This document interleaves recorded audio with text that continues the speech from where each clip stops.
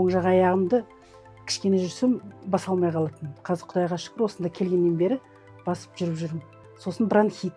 Кішкене жүрсем одышка болатын. Тоже 2-3 күн болды, одышка жоқ. Өз аяғыммен, можно сказать, жүріп жүрмін. Неге емге келіп ем алып жатырмыз, мінекей. Келейін деген жоқпын, қызым алып келді аяқ астынан. Мен өзім 88 жылдан бері күннің көзінен аллергия. Одан белден ауырам, сосын мына оң жақ аяқтан ауыратын. Оң жақ аяғымды кішкене жүрсем баса алмай қалатын. Қазір Құдайға шүкір осында келгеннен бері басып жүріп жүрмін. Сосын бронхит.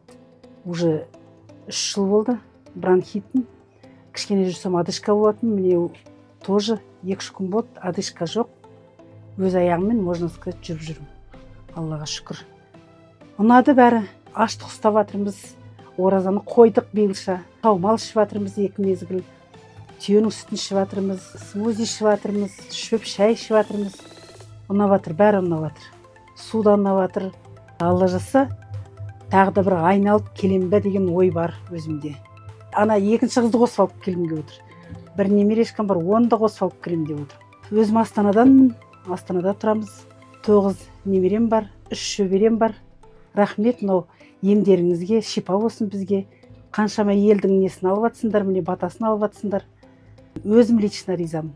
Ем жүріп жатыр деп ойлаймын. Бұрынғыдай белім ауырып, қақсап, отыра қалып, жата қалу деген жоқ. Мұнда келгелі.